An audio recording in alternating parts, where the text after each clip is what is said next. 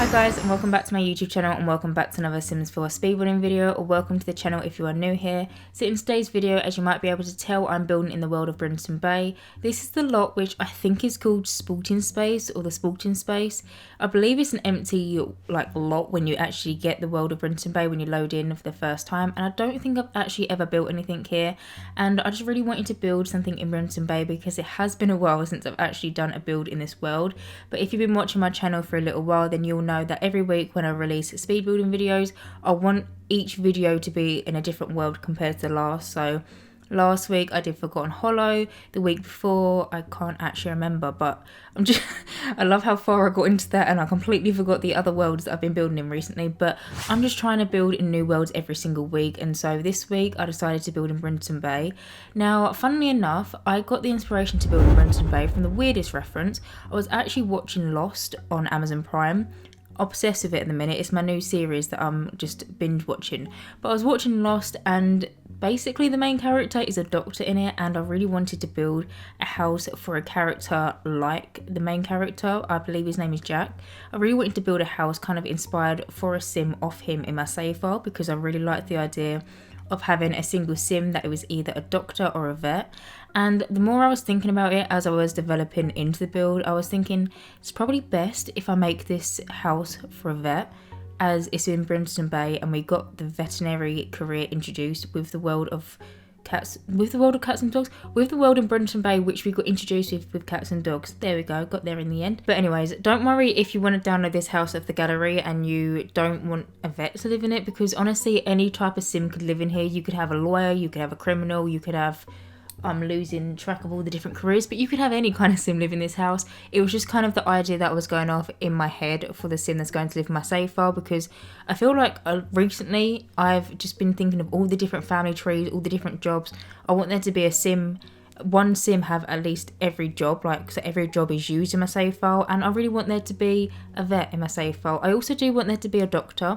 I want there to be a single doctor in my save file because I feel like that could have some good gameplay for you, and so I will be making a single doctor's house soon. I don't know when, but I will eventually be doing that. But for now we're doing a single vet's house, a single vet that has maybe a dog or a cat. I was probably thinking a dog and a cat as is a vet, but honestly it can be whatever you want. But anyway, as you can see, I've now moved on and I've started doing the floor plan for this house. Something that I want to mention really quickly before I forget is I did actually have an inspiration picture that I was looking at when I was building this, and whenever I do find pictures on Pinterest or just on the internet that kind of inspire me to build, I always like to mention it and put it in the video just so you guys know and you can see what I was kind of looking at. But I did actually find a picture on Pinterest that inspired me to build this, and it ended up looking quite similar to it, I'm not gonna lie, but I'll put a picture on the screen of the house that I was looking at. But funnily enough, there were so many different pins of this house but with different angles, and some of the pins look completely different to each other even though I could recognise it was the same house. It must be quite a popular house. I don't know where in the world it was based off or where their picture was taken or whatnot, but yeah, I found a lot of pins of this exact house, and so it inspired me to build it. But I always like to mention it whenever I do kind of have inspiration or if I'm looking at a reference picture, just so you guys know. As you can see though, I am just doing the landscaping. In the picture, the landscaping was quite minimal, and so I tried to replicate that, as well as it had this long pathway leading up to the house. Now, as this is a single sim, also I just quickly want to mention, because I don't think I've actually mentioned it yet, but this house does have one bedroom and one bathroom, but we'll get back to that in a little bit. The house that I was looking at in the picture actually had this really long driveway leading up to it, and I haven't actually done that often. I did it actually quite recently, as it happens, with my perfect house build. If you haven't seen that, I'll put a card on the screen now so you guys can go and watch it. But I just really liked this long pathway leading up to the house, and as it is a single sim that's going to be living in here, I didn't really feel like they needed a massive pool or a massive back garden space to have loads of different activities, as there's only one household member. And so I thought it'd be quite a nice idea just to have a long pathway and try and replicate the picture a bit. As you can see now, I am just going around and doing a little bit of terrain painting. I did actually skip over the landscaping of the back garden. I feel like sometimes landscaping can get very repetitive, especially if you're using the same kind of plants and flowers and trees and stuff, and so I did decide to cut it out. But I did decide to leave in the terrain painting just because I just think watching someone terrain paint is really satisfying. It might just be me, but I just really like looking at people when they terrain paint and how they do it, and it's just a really satisfying thing for me. But anyway, getting back to the actual house and what I said about earlier. So this house does have 1 bedroom and 1 bathroom. It's a relatively small house. It does have laundry, so if you don't want laundry in your game, you can just delete it and maybe make it into a walk-in wardrobe or like a little side table space, as the laundry is actually in the hallway of the house, but it's in this little kind of nook of the hallway. It's got a little archway going into it, but if you don't want it, you can definitely delete it. But when I was building this house, I actually realised that I never actually build houses for single sims unless they're a starter house or sometimes an apartment.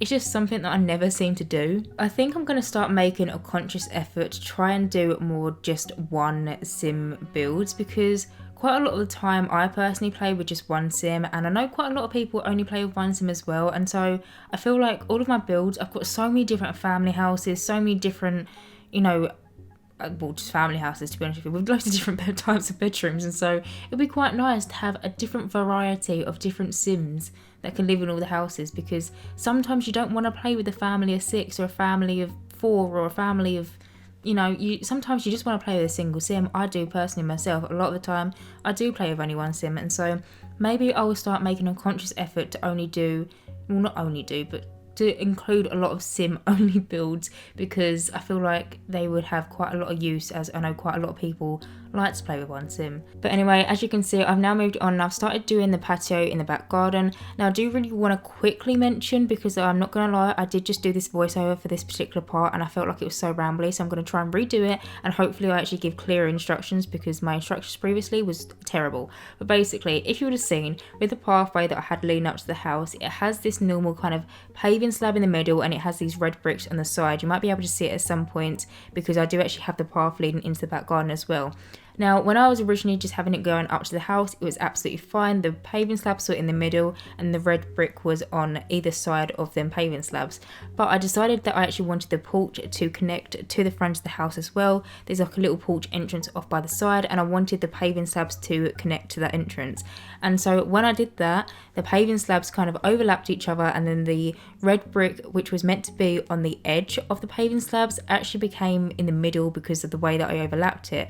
Now, to actually sort that problem out, all I did was I went onto my keyboard, I pressed Control F, and then with doing that you actually get a diagonal of the tile, or not a diagonal, a quarter of the tile. So normally if you were to lay any like kind of flooring down, any wood, any carpet, you'd normally work with the 1 grid system. But if you press Control F, you can actually get a quarter of the grid system. And with that and rotating the tiles round, I was able to get it so there was no red brick in the middle of the pavement or in the middle of the pathway. I hope that was clear enough. I did just do this voiceover for that particular explanation, and I feel like it was so rambly and I felt like no one would understand my instructions. But if you was curious on how to do that, then that's basically how I did it. I always just like to mention all the little tips and the tricks that I use whenever I'm building, and I always like to try and give an explanation if I haven't used that particular trick or that type of thing in a while. The same with the roofing thing that I actually used with my Glimmer brick build. If you haven't seen that, I'll put a card on the screen now. I did actually mention how to get more curved roofs within the build and so on and so forth. So yeah, I just wanted to give a clearer explanation of how I actually did kind of like quarter tiles. But anyway, moving on, we've now moved on to the inside of the house, and I started off by furnishing the lounge room. Now, like always, I did the wallpapering and flooring off camera. The wooden floor, I believe, is actually from Cats and Dogs, and then the wallpaper, I did just use a base game wallpaper. But in here, as you might be able to see, I do have a fireplace. I do also have a little sofa, an armchair.